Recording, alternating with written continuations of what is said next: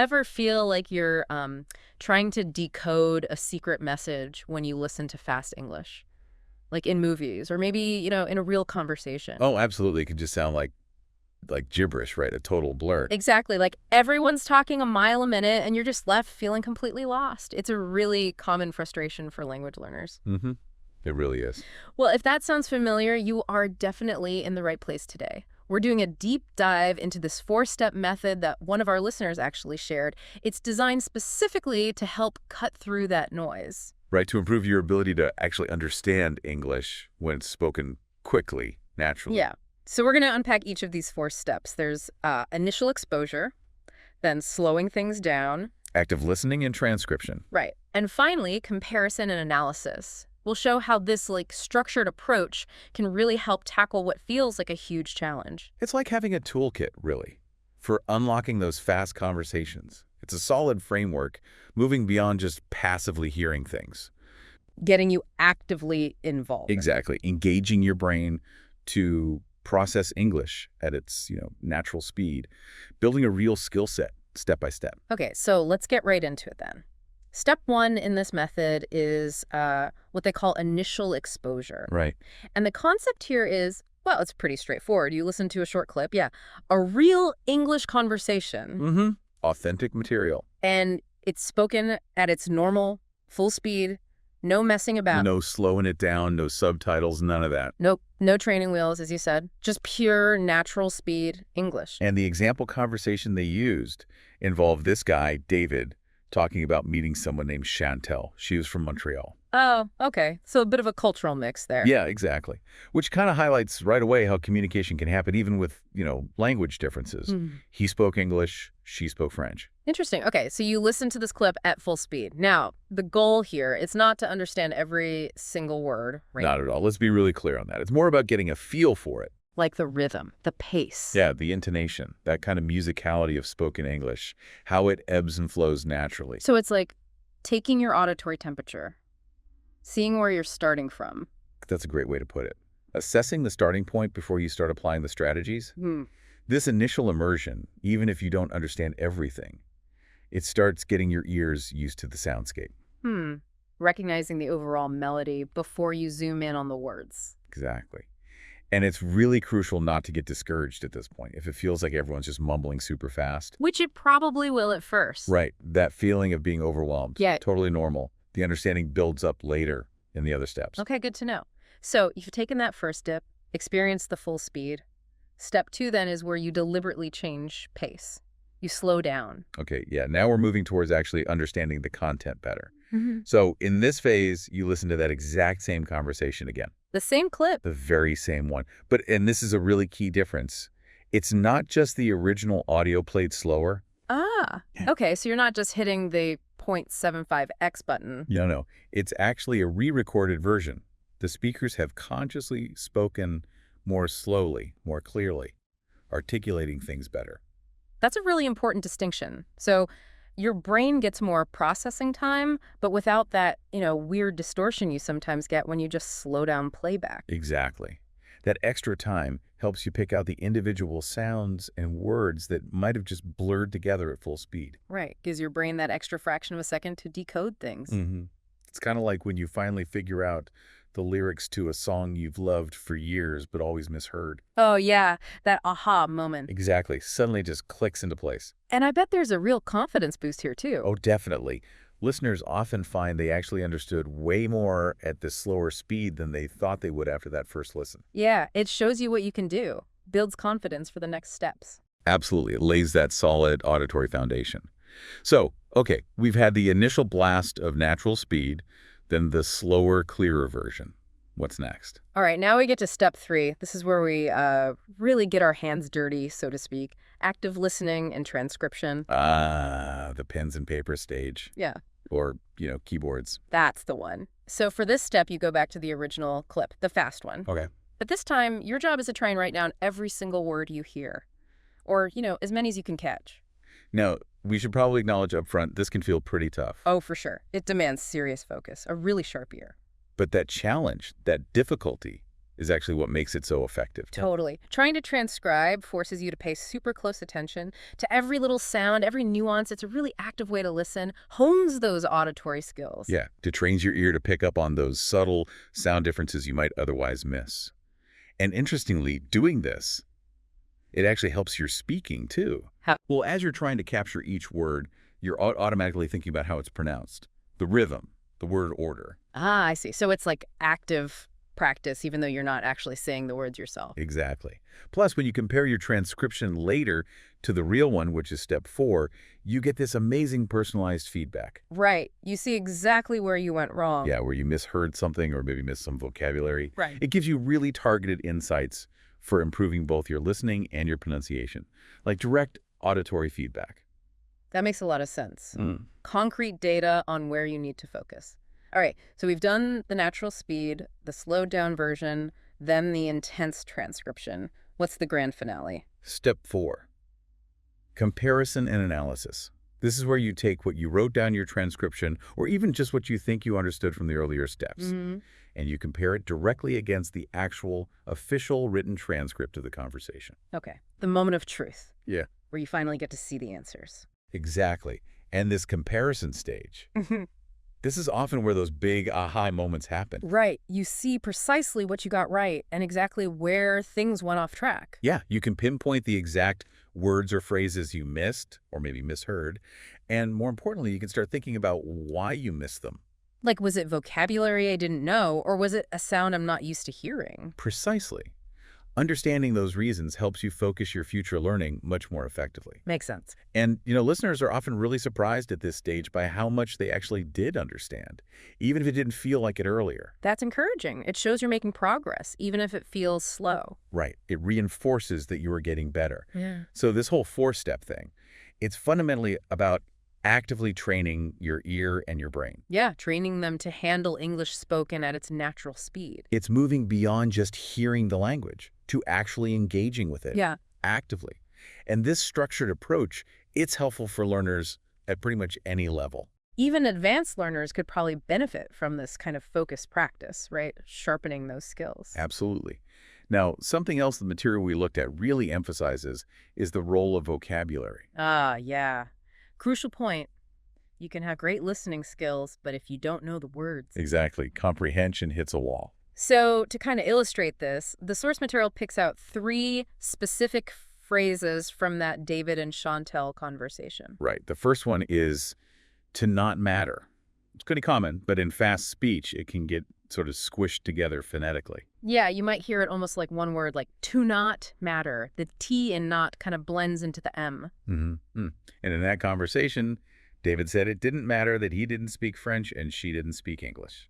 Okay, so in that context, to not matter means what? It wasn't important, didn't stop them. Exactly. It wasn't important. It wasn't an obstacle to them communicating. Got it. The material also gave another example, right? Like, it doesn't matter if you make mistakes, just keep practicing. Yeah, same idea. Something is inconsequential. Okay, what was the next phase? The second one was a phrasal verb, to come down. Ah, phrasal verbs. Always good to focus on those. Yeah.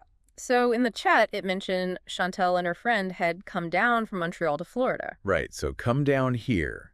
Come and down together create a specific meaning. And in this geographical sense, to come down means traveling south, right? Spot on, Hey. because Montreal is way up north compared to Florida. Makes sense.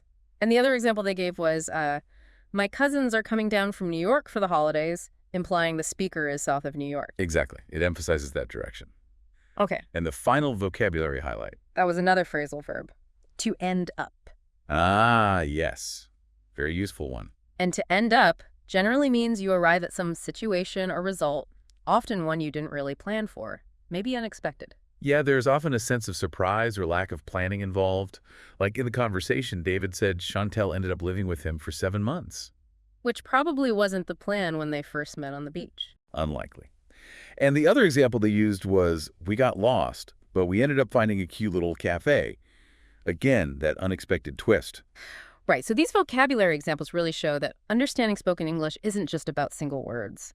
It's about grasping these common phrases, these phrasal verbs, and how they work in context. Absolutely crucial. So just to quickly recap the main points here. Yeah. We've got this four-step method for understanding fast English. Initial exposure, slowing down, active listening and transcription, and comparison analysis. Right. And we've also stressed how vital vocabulary is. You can't listen effectively if you don't know the words. Makes sense. Now, the source material also mentions something called the 150-day listening challenge. Sounds intense. It does, yeah. Yeah. Basically, it's a structured program. The idea is you commit 15 minutes every single day for 150 days straight. Wow. Just listening to short, real English conversations, like a daily dose of practice. 15 minutes isn't too bad, but 150 days, that's commitment. It is. And the material pointed out that it features over 50 different native speakers.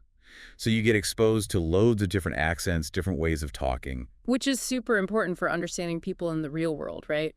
English isn't just one accent. Exactly. You need to train your ear for that variety. So what's the payoff? What do they claim happens after 150 days? Well, the claim is a pretty big improvement, being able to understand English, movies, TV, real conversations much more easily. That would be huge for a lot of learners. Now, there was a special offer mentioned, too. Yeah, there was a limited time deal, discounted price, lifetime access to the whole program, but it had an end date Friday, March 21st. Ah, okay, so that specific offer might be gone by the time people hear this.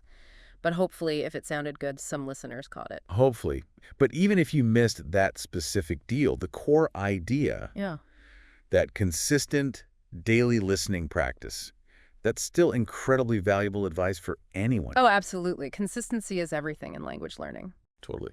Now, speaking of valuable things, we also put together a free resource to help people get started with that four-step method we talked about. Oh, right. The PDF worksheet. Tell us about that. Yeah, it's totally free to download, and it's packed with useful stuff. It's got, like, detailed tips on how to do each of the 4 steps, Okay. a practice worksheet you can actually use, and the full transcript of that David and Chantel conversation we keep mentioning. Basically, everything you need to start trying this method out. Nice. That sounds really helpful. How do people get it? Super simple. Just click the link. It'll be in the show notes for this deep dive. You pop in your name and email. Easy P. Exactly. We send the worksheet right over. Great. And there's a bonus, too. If you sign up for the worksheet, you also get weekly free PDF worksheets with more tips, more exercises, just ongoing support. Oh, fantastic. So it's like a continuous resource. Definitely worth checking out then. We think so. Okay, so as we kind of start to wrap up this section, let's circle back to the main theme. Understanding fast English. It's tough, yeah, but it's doable. Absolutely. It's achievable. With the right methods, like the one we discussed, and consistent effort. That 4-step approach is a really great starting point. So here's a thought for you, our listener. Think back. Try to pinpoint a time when you really struggled with fast English. Maybe it was a movie scene, a podcast, or just chatting with a native speaker. We've all been there, feeling left behind. Now imagine applying the techniques we talked about today. That initial exposure, the slowing down for clarity, the intense focus of transcription, the analysis. How might that have changed things? Would you have understood more, felt a bit more confident maybe, less loss? And maybe think broader, too. This step-by-step analytical way of tackling a challenge. Could it apply to other things? Other communication hurdles? Or even different areas of life entirely? Because that's really what we try to do here on the Deep Dive, isn't it? Yeah. Taking these deep dives, breaking things down, helping people make sense of it all, providing strategies you can actually use. Exactly. Strategies to help navigate those fast English conversations. And the source material we've been digging into today, it comes from a resource that's, totally focused on this exact topic. Mastering Fast English, it's their whole thing. Really good stuff. Yeah, very focused. So that first step we mentioned earlier, initial exposure. The key idea, again, is listening to a real conversation clip at natural speed. But, and this is important, with no visual help at all. Right. No subtitles, no transcript scrolling by, just your ears and the sound. And the big goal isn't decoding every word, right? It's tuning in. Tuning into the rhythm, the speed, the intonation, that musical quality we talked about, how native speakers actually sound in real time. Yeah, that rise and fall of the voice, the intonation, it carries so much meaning beyond just the words themselves. Emotion, questions, emphasis. Definitely. So to give you a better sense of this, we're actually going to play a very short audio clip. It's from a conversation where 2 people are talking about a kind of surprising encounter they had. Okay, so maybe for you listening, just try closing your eyes. Focus only on the sounds. Relax and just take it in. Here it is. Short audio clip plays E-R-A-G. So I was just walking along the beach, right? Mm-hmm. And suddenly this girl comes up to me, starts speaking French. I had no idea what she was saying, but somehow, we just clicked. Okay, just a short snippet there. An example of that initial exposure. What did you notice? Did you catch any specific words? What was your sense of the speed? Probably felt pretty quick, right? Yeah, it's totally normal if it felt like it just zipped by. This first listen is all about calibrating your ear to that natural pace. We'll break it down more in the next steps. Right. Okay, so step 2 is where we deliberately slow things down to help with comprehension. Exactly. So now, you listen to that same conversation again, the exact same content, but this time it's a special version, slowed down, re-recorded. And we need to stress again, this isn't just the original audio played slower with software. Nope. It's a brand new recording. The speakers intentionally spoke slower, much more clearly, really enunciating. So you can actually pick out the words more easily? Precisely. It's the same information, just delivered at a pace that's easier for your brain to process, especially if you're still learning. I bet listeners will find they understand a lot more this time. Most certainly. Okay, so let's listen to that slowed down version now. Try to notice how much more you can pick up when the speed isn't so frantic. Slowed down audio clip plays same content as before, but spoken clearly and slowly. Okay, let's pause there again. How was that? Mm. A bit easier to follow. Could you grasp more of what was being said? I'm sure the clarity made a huge difference for everyone. It really highlights how much speed impacts understanding. But of course, the main goal is to understand the original speed, so we don't stop here. Exactly. Which brings us to step 3. Now we shift into a more active mode. Active listening. Engaging your brain fully. That's it. So you listen to the original fast clip one more time, but this time you try to write down as much as you possibly can. Transcribe it. This is such a great exercise. It forces you to concentrate intensely, and it helps you see what words you do know, while also showing you exactly where the tricky spots are. Totally. Okay, so grab a pen, open a notes app. We'll play that fast clip again. Don't worry about getting every single word. Just do your best. Normally you could pause and rewind, but for now let's try to keep up. Here it is again. Fast audio clip plays again, same as the first time. Okay, wow, still fast. How did you do that time? Did you manage to write down more than the first time you heard it? Hopefully. But look, even if you didn't catch everything, that's totally okay. Because now we move to the final step where it all comes together. Right. Step 4, verification and analysis. So now we're going to show you the actual transcript of that little conversation. And while you read it, we'll play the fast audio clip one last time. You can follow along, check your own transcription, see all the words. This is where you really pinpoint what you got right, what you might have misheard, and maybe spot some new vocabulary or phrases you didn't recognize before. Okay, so here's the transcript on screen for those watching, or just listen closely. We'll play the audio again. Compare what you thought you heard with the actual words. This is where the real learning happens. Fast audio clip plays again, perhaps with transcript visible if applicable to the format. Okay, and that wraps up the 4 steps for this specific clip. You've now really engaged with this short conversation from multiple angles. Yeah, you should have a much clearer understanding now. Just to quickly check that, where was Chantel from again? She was from Montreal. Okay, question 2. Where did David and Chantel first meet? They met on the beach. All right, question 3. Did they speak the same language? No, they didn't. He spoke English, she spoke French. Which is pretty amazing. They still connected, really. It really is. Shows communication is more than just words. Okay, final question. How long did Chantel end up living with David? It was 7 months. Quite the unexpected outcome from a chance meeting on the beach with a language barrier. Life's funny. It certainly is. Okay, so now that we've got the story, let's quickly revisit those specific phrases from their chat that are good for learners. Good idea. First one was to not matter. In the clip, we heard didn't matter. What's the basic meaning again? It just means something wasn't important or it was inconsequential. Like, it doesn't matter if you're late, we haven't started yet. No significance. Got it. Okay, next phrase. The phrasal verb to come down. Chantal had come down from Montreal. What does that tell us? In that geographical context, it means traveling from north to south. So you'd say they came down from Canada to Mexico, for example. Direction of travel. Understood. Southward travel. And the last phrase. The other phrasal verb, to end up. David said Chantal ended up living with him. What does that suggest? It suggests arriving at a situation or result that wasn't really planned or expected. Like there's an element of surprise. Living together for 7 months wasn't the obvious outcome of that first meeting. Exactly. Often implies an unplanned conclusion. So by going through these 4 steps, You've not only practiced listening actively, but also picked up some useful vocabulary and common phrases. Hmm. And hopefully, you're seeing that understanding fast English really is a skill you can build with this kind of focused work. Absolutely. And, if you're really serious about boosting your progress here, we should mention that 150-day listening challenge again. It's a full program designed specifically to level up your English listening. For 150 days, you get daily practice with real conversations, lots of different speakers, different accents. Yeah, it's a really immersive way to get your ears tuned to real-world English. Now, normally that challenge costs $500, which reflects how comprehensive it is.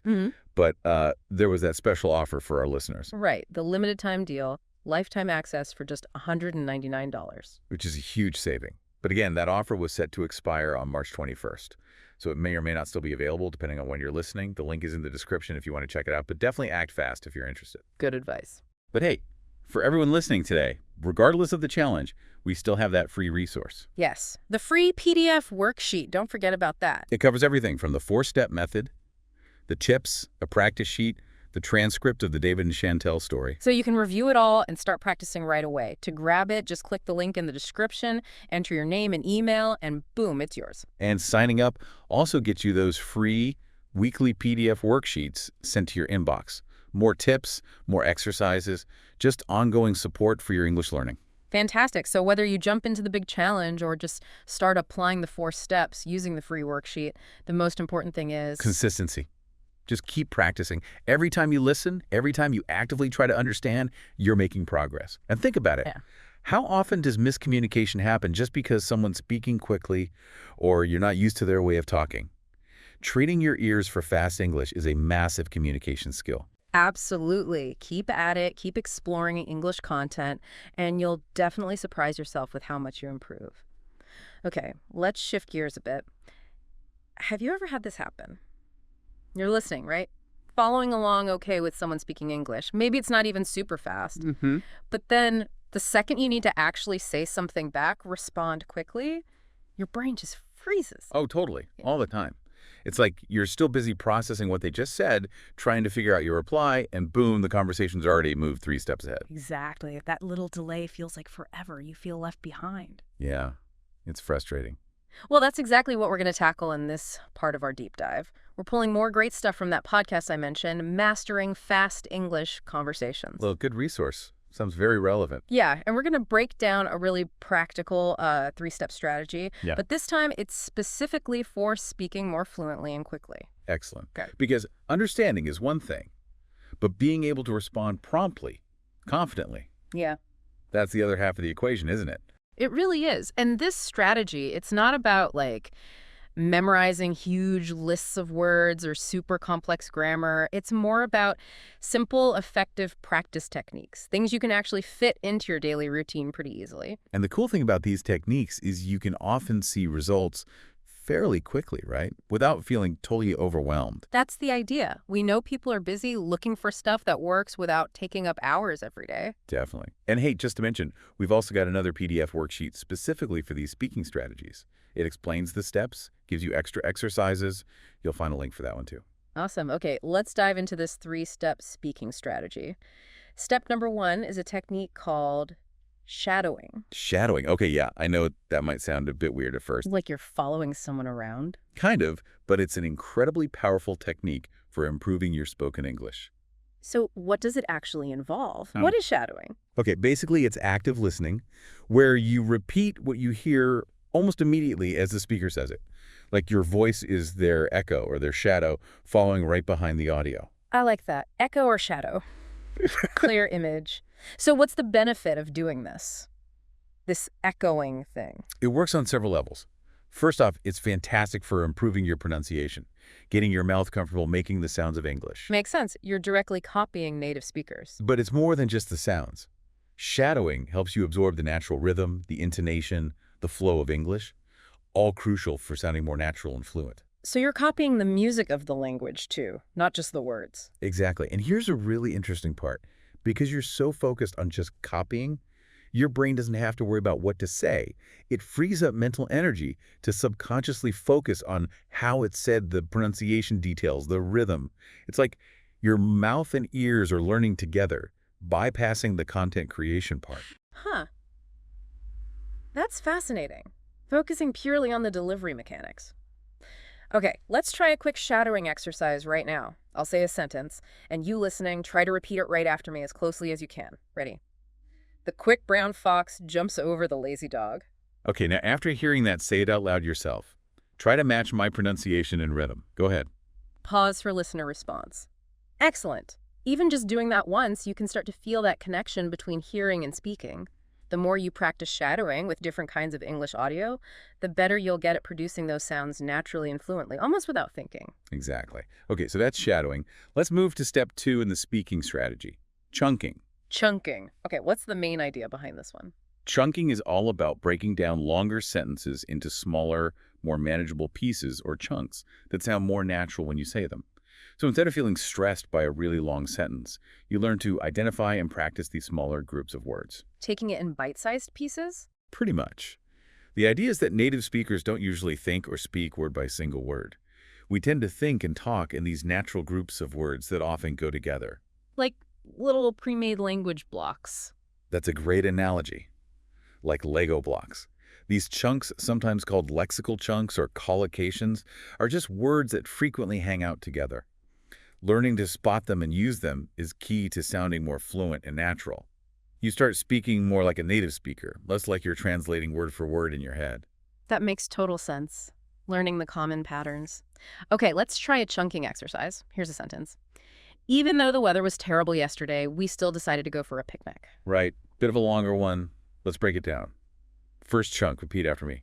Even though the weather was terrible yesterday. Pause for listener response. Ugh. Now the second chunk. We still decided to go for a picnic. Pause for listener response. Perfect. See how breaking it into 2 feels less intimidating. Definitely more manageable. Let's do one more. How about, if you have any questions, please don't hesitate to ask me at the end. Okay, chunking that. First part. If you have any questions, please don't hesitate to ask. Pause for listener response. And the second chunk. Mm-hmm. Me at the end. Pause for listener response. Excellent. I can really see how practicing these smaller natural groups would make your speaking feel much smoother over time. Absolutely. Yeah. And when you consistently practice speaking in these natural chunks, your overall speech just becomes more fluent. It gets a better rhythm. You're training your mouth and brain to work together using these familiar patterns. Okay, makes sense. Now, the third and final step in this speaking strategy, response drills. Response drills. Mm. Okay, this technique is specifically designed to help you practice giving quick, almost automatic answers to common questions you hear in conversations. The goal is to cut down on those hesitations, those awkward pauses. So it's about building speed and automaticity in your replies. Exactly. Like a musician practicing scales over and over until they don't even have to think about it. You're building that same kind of automatic muscle memory for speaking. And it's important to remember, the goal here isn't perfect grammar every single time, is it? It's more about the fluency, the natural flow. Absolutely. Making small mistakes is okay in these drills. The main thing is getting the response out quickly and naturally. Fluency first, perfect grammar maybe second, especially in these practice drills. Good reminder. Okay, let's try a couple of response drills with common questions. First one, imagine someone asks you, what's your favorite kind of food? Just think of your answer quickly and say it out loud. Aim for speed and naturalness. Pause for listener response. Good. Okay, here's another one. What did you do this past weekend? Again, quick, natural answer out loud. Pause for listener response. Excellent. And the idea is, as you practice answering these kinds of everyday questions quickly, you'll start to hesitate less in real conversations. Speaking will feel smoother, more comfortable, because your brain is getting trained to respond more automatically. Precisely. Okay, quick recap then of the 3 speaking steps. First, shadowing, echoing the speaker to improve pronunciation and fluency. Second, chunking, breaking sentences into natural phrases for smoother, more native-like sound. And third, response drills, practicing quick answers to common questions to reduce hesitation and build confidence. Exactly. And like we keep saying, consistent practice is the key. Even just a few minutes each day on these exercises can really add up and make a noticeable difference in your spoken English. And don't forget that free PDF worksheet for extra practice on all 3 steps. Indeed. Now, for people who are really serious about taking their speaking skills to the next level, the material also mentioned another program, the 150-Day Speaking Challenge. Ah, I saw that. Sounded pretty intensive. It was Yeah. really comprehensive. Daily training, real conversation practice, specific activities, and even personalized feedback from experienced native English teachers. Wow, that feedback part sounds incredibly useful. What was the cost on that one? Well, the usual price was $500, but again, there was that limited time offer, $199 for lifetime access. Another great deal. But again, that specific offer probably ended back on March 21st. Most likely, yes, Mm-hmm. unfortunately. But the main techniques we've just talked about, shadowing, chunking, response drills, those are things anyone can start doing right now, today, for free, regardless of that specific challenge program. And the free worksheet we mentioned gives you plenty to get started with. Absolutely.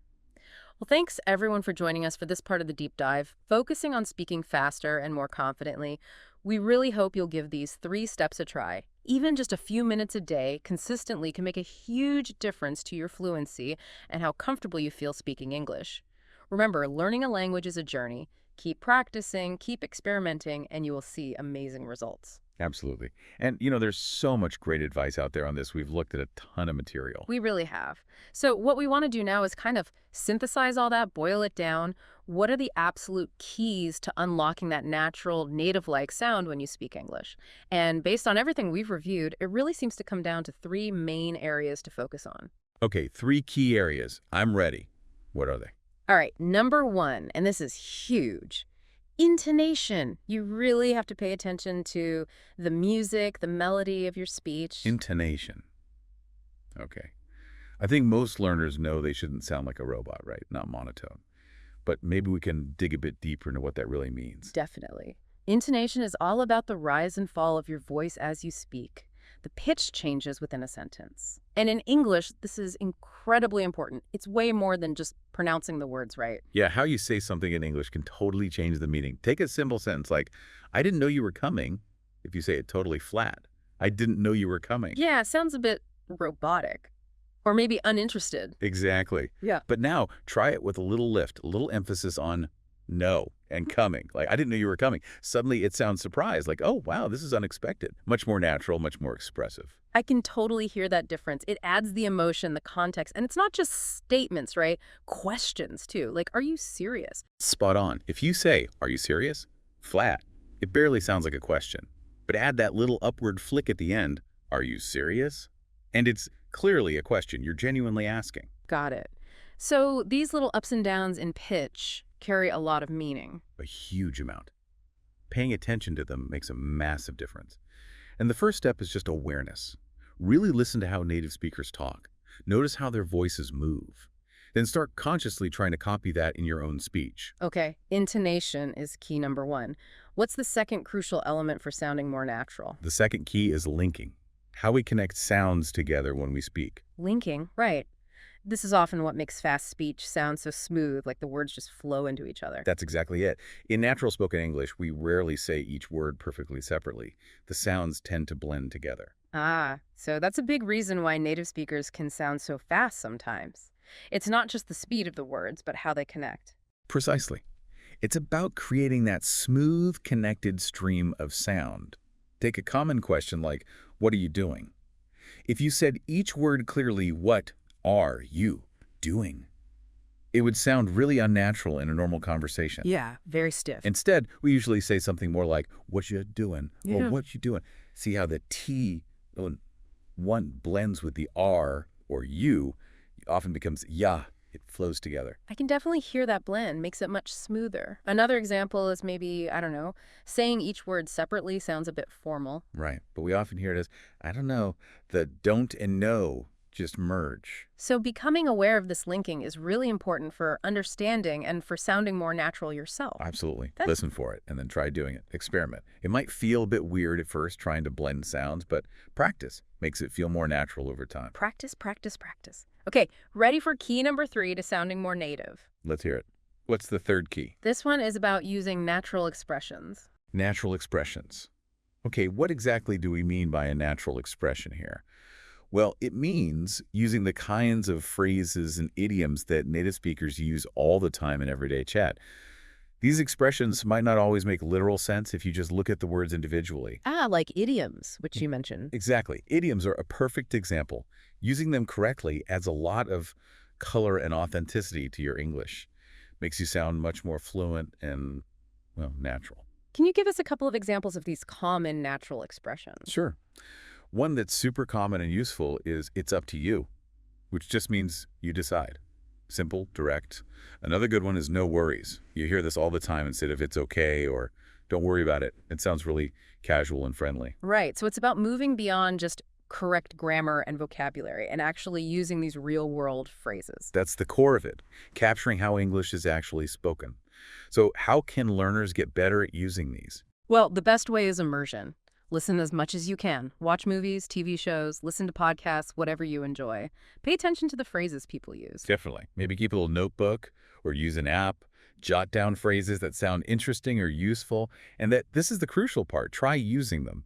Don't be afraid to make mistakes. That's how you learn. So to recap those three keys: intonation, the music; linking, connecting sounds smoothly; and natural expressions, using everyday phrases and idioms. Exactly.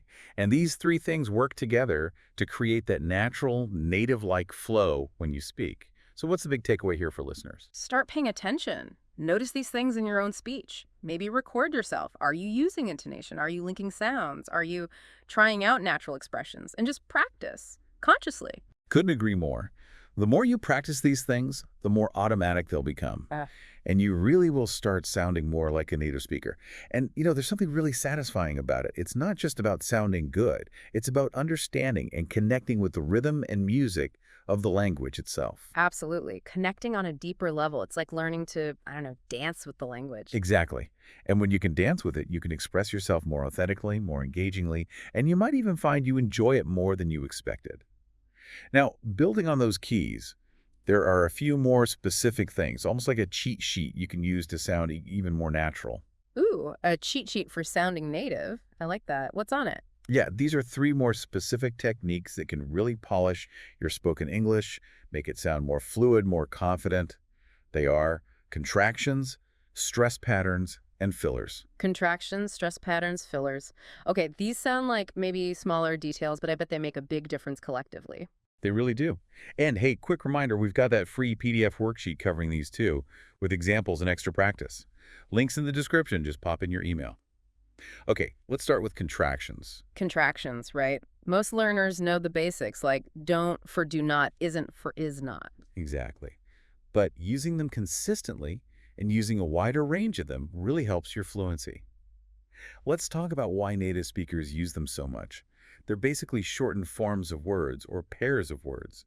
We use them constantly because they make speech flow better, sound more natural, like it's instead of it is, we instead of we have. We often do it without even thinking. It's just how we talk. Right, it's about efficiency and that natural rhythm. Mm-hmm. So let's do a quick practice. If you were going to say, I am going to the store, grammatically fine, but sounds a bit stiff. Yeah, a bit formal for everyday chat. So what's the more natural way? You usually say, I'm going to the store, see how much smoother I'm is. Much smoother. Okay, another one. He will be there soon. How would we contract that naturally? You'd say, he'll be there soon. Okay, listen and try saying it. He'll be there soon. Perfect. Got it. Okay, moving on to technique number 2 on the cheat sheet. Stress patterns. Ah, stress patterns. This is about which words you emphasize in a sentence and how that changes the meaning, right? Exactly. It's about emphasizing certain words to highlight what's important and make sure your intended meaning comes across clearly. It's not just pronouncing words correctly, but stressing the right words. Let's use that classic example. I didn't say she took my pen. Listen to how the meaning shifts when we stress different words. Okay, first stressed I. I didn't say she took my pen. What does that imply? It implies someone else said it, but not me. The focus is on who didn't say it. Okay. Now stress didn't. I didn't say she took my pen. Now it's a strong denial. You're emphasizing that you absolutely did not say that. Total denial. Right. And what if we stress took? I didn't say she took my pen. Now you're implying, well, maybe she borrowed it or found it, but the specific word you didn't use was took. Wow. The same words, but the emphasis completely changes the nuance. It's powerful. It really is. And it's a vital part of sounding natural, something learners might overlook. Yeah, getting it wrong can make you sound a bit off or even lead to misunderstandings. I remember a student who always stressed the wrong syllable in comfortable instead of comfortable, small thing, but it sounded awkward. Perfect example. Subtle, but important. Okay, let's practice. I'll say the sentence. I didn't say she took my pen with natural stress. You repeat it. Try to copy the It's emphasis. okay. I didn't say she took my pen. Good. I didn't say she took my pen. Now try saying it again, but this time stress a different word each time you I'd say say it. she took my pen. I didn't say she took my pen. I didn't say she took my pen. Excellent. You're getting the hang of it. Look Yeah. how much meaning is in the stress. Okay, let's hit the third and final technique on our cheat sheet. Fillers. Ah, fillers, the little ums and uhs and you knows that we sprinkle into conversation. Exactly. They might seem like, little throwaway words, but they actually play a huge role in making conversation sound natural. They're pretty essential, actually. Really? Why are they so important? Well, fillers are those little words and sounds we use to bridge our thoughts, basically, to give ourselves a tiny bit of thinking time while we're talking. Things like, well, so, right. They help smooth out the conversation, make it less abrupt, less robotic. We use them constantly, often without even realizing it. So they're like conversational WD-40, keep things moving smoothly, and buy you a split second to think. That's a good way to put it. Imagine someone asks you a tricky question. Instead of just dead silence while you think, you might say, or, well. It just signals you're processing, and it keeps the connection going. Makes the interaction feel more human, less like an interrogation. Exactly. So let's take a simple sentence. I need more time to think about it. How could we make that sound more natural using fillers? You might say, I need like a little more time to think about it. Or maybe, well, I probably need some more time to think about it. Perfect examples. Those little fillers just soften it, make it sound much more like natural speech. Okay, listen and repeat after me. I need like a little more time to think about it. I need like a little more time to think about it. Nice. You can hear how much more natural that sounds. Okay, so quick recap of our cheat sheet techniques. Contractions, using shortened forms, stress patterns, emphasizing the right words for meaning, and fillers, using those little sounds and words to connect thoughts and pause naturally. Even these seemingly small things add up to make a big difference in how natural you sound. Absolutely. It's all those little nuances that create that authentic, fluent feel. Now, speaking of flow, another really key aspect of natural spoken English is how we blend words together, right? Ah, yes, connected speech, super important. It's a major difference between how English looks written down and how it actually sounds when spoken naturally. Yeah, like the question, what do you want to do? When people say it fast, it often sounds more like what I want to do. Exactly. The separate words just kind of melt together. It's much more efficient for speaking. It is, and it's something learners often struggle with, both understanding it and doing it. Another classic example is, did you eat? Which often becomes just jeet. Right. Try saying both of those out loud now. Did you eat Yeah, versus did you eat? You can feel the difference in the flow, the effort. definitely. The second one is much more connected, and closely related to connected speech are reductions, yeah. Yes, reductions are another way we make spoken language more efficient, shortening common phrases. We touched on this earlier with things like going to becoming gonna and want to becoming wanna. These are everywhere in everyday speech. Let's give listeners another quick practice. Instead of saying the full, I am going to call you later, try the reduced form. I'm going to call you later. Hear that smoother flow? Now you try it. And similarly, instead of do you want to go, try the reduction. Do you want to go? Do you want to go versus do you want to go? Yeah, it really changes the rhythm. And finally, we should just quickly revisit intonation again, because it's so crucial for signaling meaning, Wow. especially with questions versus statements. Absolutely. Remember, intonation is the melody. For yes-no questions, the voice usually goes up at the end. Listen, are you ready? Hear that lift. Now you try. Are you ready? Perfect. And for statements, the voice usually goes down at the end. Listen, I'm ready. Hear the drop. Now you try. I'm ready. See? Same words, totally different meaning conveyed just by the intonation. The power of the melody. It's huge. Okay, quick recap of these extra elements then. Connected speech, blending words, reductions, shortening phrases like gonna and wanna, and intonation, the melody that signals questions or statements. Getting these down will make your spoken English sound way more conversational and natural. Okay, so let's bring our focus back now to that initial problem we discussed. Yeah. Actually understanding those fast English conversations. It's where a lot of learners feel really overwhelmed, like they're missing out. Yeah, that feeling of just trying to keep your head above water, deciphering this rapid stream of sound. It's tough. It really is. And it's not just about hearing the words. It's about grasping the meaning quickly, understanding the nuances, the whole message, not just bits and pieces. And that's exactly what we want to give you strategies for now. How to navigate that fast English and actually improve your comprehension. We've pulled out 3 key areas from the material that can make a real difference. Yeah, these are really practical things you can start working on. The first is about prediction, using your brain to anticipate what's likely coming next. The second is about boosting your reaction speed, processing what you hear faster. And the third is actively training your ears to get better at catching the details in fast speech, developing those listening muscles. Okay, let's break down that first one, prediction. Now, when we say prediction and listening, we don't just mean randomly guessing, right? No, not at all. It's actually a pretty sophisticated skill that good listeners use all the time, often without even realizing it. It's about recognizing patterns in the language, knowing common phrases, understanding how conversations usually flow logically. Can you give an example of how that works? Sure. If someone says, "It's raining cats and dogs outside, don't forget your..." What does your brain instantly fill in? Umbrella. Or maybe raincoat. Exactly. That's not a wild guess. It's based on the context, heavy rain, and your knowledge of the world and common phrases. Right. Using what you already know to anticipate what's next. The source material had another good example. If you're feeling tired, you should probably get some. Most people would immediately think rest or sleep. Again, it's a logical connection based on the context. So how does this predicting help with understanding fast English? Well, instead of just passively waiting for each word to hit you, you're already thinking ahead. You're building a mental framework, anticipating what the speaker might say next. Precisely. Being proactive like that makes it much easier to process the information when it comes quickly. Your brain is kind of primed and ready for certain words or ideas. Makes sense. Okay, let's try a quick prediction exercise for everyone listening. Here's the start of a sentence. I'm running really late for my meeting, so I need to take a pray. What word or phrase likely comes next? You probably thought of taxi or cab or maybe shortcut. Again, the context being late for a meeting guides your prediction. But hang on, isn't there a danger here? What if you predict wrong? Could that mess up your understanding? That's a really important point. You don't want to get so stuck on your prediction that you ignore what the speaker actually says. That would definitely lead to misunderstandings. So it's a balance. You want to be proactive, anticipate, but also stay flexible and listen carefully to confirm or adjust your prediction. It's an ongoing cycle. Anticipate, listen, adapt. So it's not rigid guessing, it's more like flexible anticipation. Exactly. Think of prediction as your first line of defense against getting overwhelmed by fast speech. Okay, let's move to strategy number 2, boosting your reaction speed.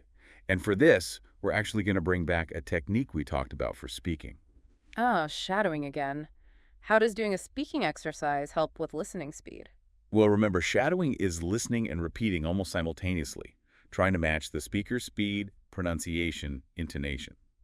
While you're producing speech, you're also forcing your brain to process the incoming speech incredibly quickly to keep up. Ah, okay. So the intensity of trying to speak along forces your listening brain to work faster too. Exactly. It's intense, but that's why it's so effective. It trains your brain and mouth to sync up at a faster pace. You're building that muscle memory for processing English sounds rapidly, closing the gap between hearing and understanding. Shrinking the lag time. Got it. Let's try a couple of quick shadowing sentences, really focusing on keeping up at the speed. First one. Let's meet at the coffee shop around 3:00 p.m. Try to repeat that right after me, matching the pace. Let's read at the coffee shop around 3:00 p.m. Repeat sentence quickly. You can feel how you have to process it fast to say it fast. Exactly. Okay, one more. I'll send you a quick message as soon as I get there. Again, shadow quickly and closely. I'll send you a quick message as soon as I get there. Repeat sentence quickly. It definitely requires focus to keep up when the words flow together like that. And that's the point. By pushing yourself to process and reproduce speech faster, you're training your whole system to handle natural, fast-paced conversations more easily. Okay, third strategy for tackling fast English. Ear training. Ear training. Sounds logical, but what does that specifically mean in this context? Well, often when you listen to fast English, especially accents you're not used to, it can feel like you're just hearing sounds, not distinct words, right? Yeah, definitely. Like the sounds haven't quite resolved into meaning yet. That's often because your ears aren't yet familiar with the specific ways sounds connect, or the rhythm and sounds of different accents. Think about how different maybe Australian English sounds from Scottish English. Very different. Right. So, the solution is targeted exposure. You need to consciously expose yourself to as much variety as possible. Listen to different podcasts, watch movies with actors from different English-speaking regions, find diverse audio sources. So deliberately seeking out different sounds and accents, broadening your auditory experience. Exactly. The more variety you hear, the more attuned your ears become. It's like learning any new skill. You need immersion in the actual sounds. Initially, just aim for the gist, the main idea. Don't stress about catching every word. The details will become clearer over time as your ear adapts. So patience and consistent exposure are key. Absolutely. And the material offered a really practical tip here, especially for beginners. Try slowing down the playback speed slightly when you encounter really fast speech or a difficult accent. Use the controls on your player. Ah, the 0.75x button again. But use strategically this time. Right. It lets you hear the individual words and connections more clearly at first. Then, as you get more comfortable, you gradually increase the speed back to normal. It's like training wheels for your ears. And again, consistency makes all the difference. Even short, regular exposure adds up. Okay, so let's quickly recap these 3 strategies for mastering fast English listening. Prediction, using context to anticipate. Shadowing, mimicking to boost reaction speed. And ear training, exposing yourself to diverse accents and styles. These are all active ways to take control of your listening practice. Exactly. We really encourage you to try consciously using these strategies the next time you're listening to English. Yeah. Notice how they impact your understanding. It might feel challenging at first, but stick with it. Practice will make it easier, and soon you'll find yourself understanding those fast conversations much more comfortably, feeling present, not lost. Now, that listener material you shared from the Mastering Fast English Conversations podcast, it really drills down into some very specific practical tips. It's obvious you're really focused on improving how you understand fast English, a hurdle so many learners face. So what we want to do now is pull out the absolute most useful, actionable techniques from that resource. Things you can start doing today to feel more confident and less, underwater in those quick chats. Sounds good. Yeah, the podcast laid out 3 main strategies that seem really core to their approach. Right? And these are really fundamental for listening effectively when things get speedy. First, the power of active listening, really engaging, not just hearing. Second, getting good at recognizing speech reductions, those little shortcuts native speakers take. And third, the huge value of practicing consistently with real, authentic English content. They might sound simple on the surface, but when you actually apply them consciously and regularly, they can make a massive difference in cracking fast English. So, let's dig into that first one.